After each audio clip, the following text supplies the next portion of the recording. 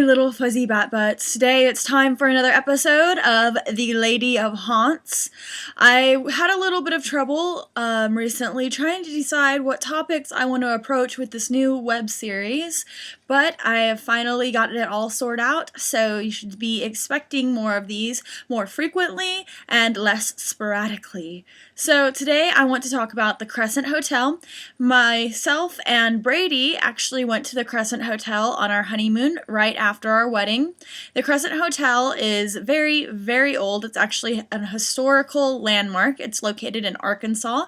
If you live in Oklahoma, you probably go to Eureka Springs often on vacation, especially if your parents were into antiquing in the 90s, in the early 90s, mind you.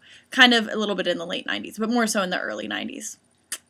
Anyways, Eureka Springs is in Arkansas, and Eureka Springs is also the town that you find the Crescent Hotel. The Crescent Hotel is one of America's most haunted hotels, as they have coined themselves. I do not know if they are in fact the most haunted hotel in America, for I have not gone to all of the haunted hotels in America, and I do not have that information to accurately tell you if they are, in fact, the most haunted. However, they are the very, very, very, very active, and this I have photos and I have video of, and I'm going to share some of that with you today. First, I want to show you some photos from our first visit to Eureka Springs after I used to go to Eureka Springs a lot as a child, but on my 21st birthday, which was 4 years ago, I went to Eureka Springs and we went to the cemetery that is close by the Crescent Hotel. This cemetery is highly active. I recommend going at dusk, early in the morning. I recommend going at night if you can, if it's possible, if you can get permission from someone to let you in or on a ghost tour. It is a highly active cemetery with lots of things that happen. You can get great EVPs out there. I'm going to show you a couple of photos from last time I was out there. The first photo I'm going to show you is of two gravestones, and you can see an orb coming from both sides of those gravestones. This was early in the morning, and so I honestly wasn't expecting to get any orbs. I was just taking pictures because I'm a little bit weird and I like cemeteries and I like creating artwork that has to do with cemeteries, so I was taking photos as reference to do some paintings later on. I got these orbs shooting off from the gravestones. They're quite lovely, but what really took my interest was this gravestone photo that I got that actually has a purple aura around the outer rim of the photo. This was not edited in any way, of course, evidently, or I would not be showing it as evidence. I've never ever had this happen before when photographing paranormal, so this is really beautiful to me and I thought I would share it with you. This cemetery has a lot of stories with it. Whenever I have been inside the main hotel of the Crescent, I have talked to a few people that work there regularly, and they tell me that that cemetery is highly active and that they recommend anybody that is ghost hunting to go to that cemetery. So I am telling you now, whenever you go to the Crescent Hotel, make sure to make a point of going to this graveyard.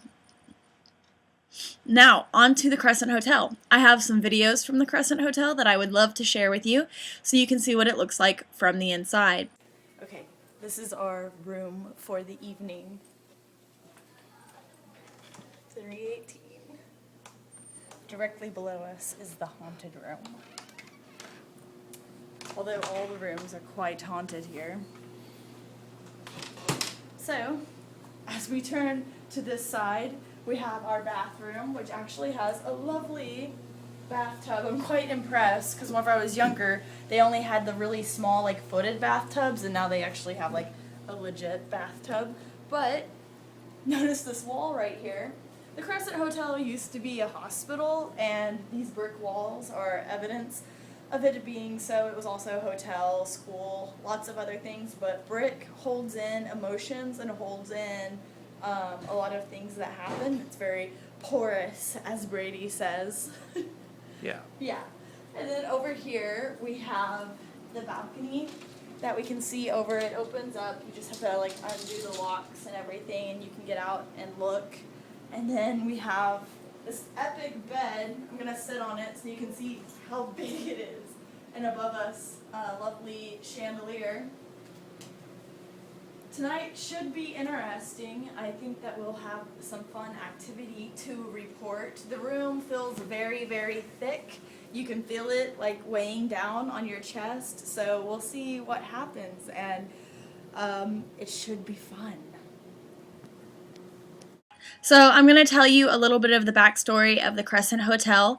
The Crescent Hotel was a girls' school at one point, and it also has been a hospital, and it is most noted for being a hospital.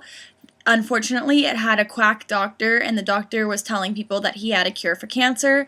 It was actually the spring water that is located in Eureka Springs. It was said to have healing capabilities, and he told everybody he had this cure for cancer. He had a few patients where he successfully cured them from cancer by using this water. However, it was only the placebo effect, or I am going to say that I think it was only the placebo effect, and them believing that they were healed, which caused them to be healed.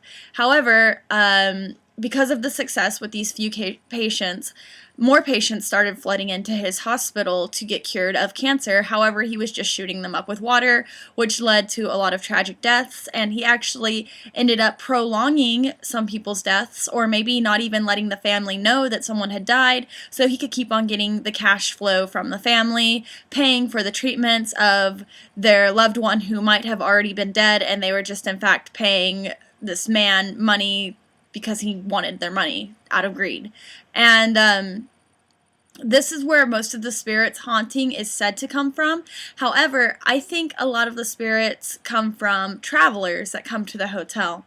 The reason being is because, one, the hotel is actually built upon limestone, a giant slab of limestone.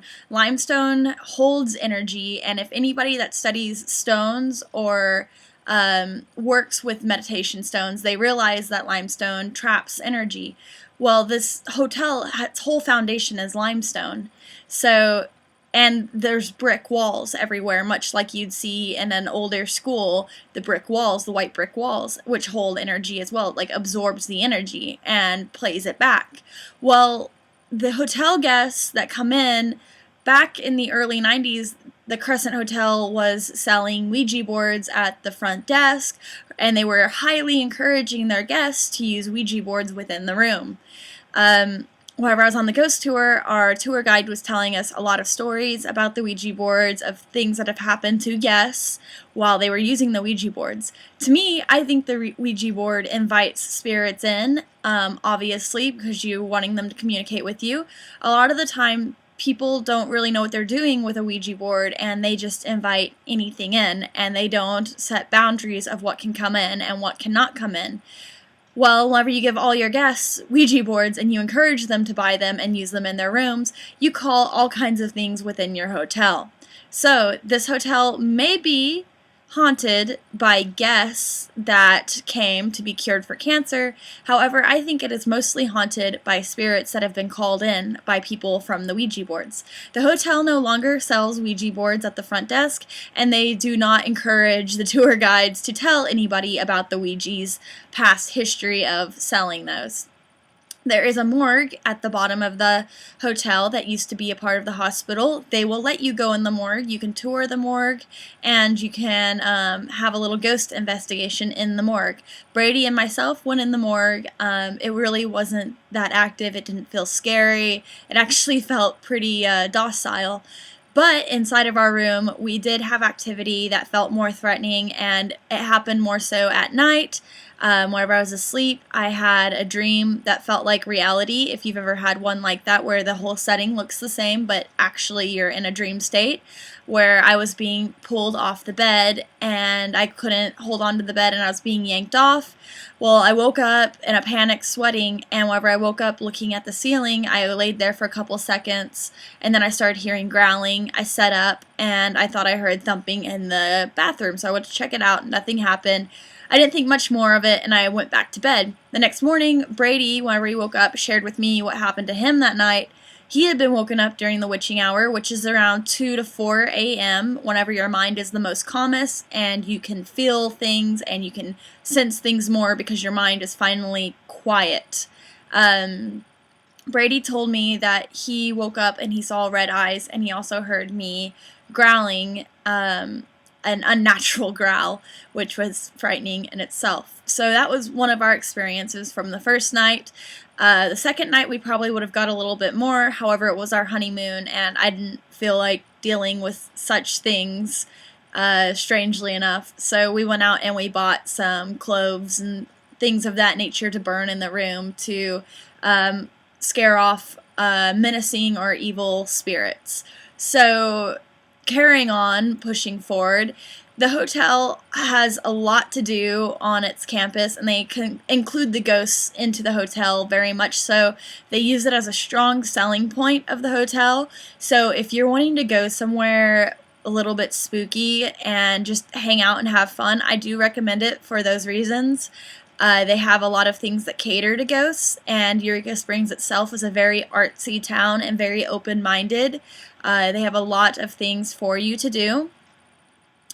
It's a little bit active in the hotel, but I think it's how open you are to it. I was not very open the first night I was open, and after the experience, I felt very violated, so I was not open the following night. The ghost tours are around nighttime whenever they take you on it. They have a ghost tour for the cemetery that I mentioned before. And yeah, so that is the haunted, or America's Most Haunted hotel, called the Crescent Hotel. It is located in Arkansas. I do recommend it. It is quite fun. The food and the atmosphere around the town is awesome. Please let me know if this video was helpful and if you would like me to recommend more haunted locations that I have visited. And stay tuned for more episodes and more excitement. I will also show you a little bit of videos and upcoming ones of ghost investigations and furthermore. So I love you guys, and I'll talk to you very soon. Mwah. Goodbye. Are you videoing? Hello, my YouTubers. I am here at the Crescent Hotel, the haunted hotel, and getting a warm welcome with the creepy piano playing. Can you hear it? It is creepy. Circus-like. A twisted circus of sorts. So, this is an old hotel built in the 18th century, and if you look down the hallway, you can get kind of the creepy vibe.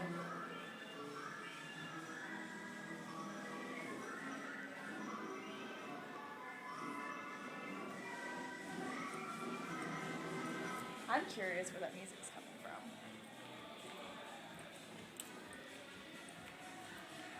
It stopped. It stopped. How eerie. How eerie.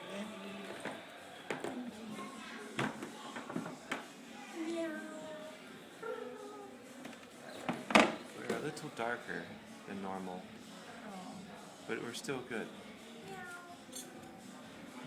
You can stop.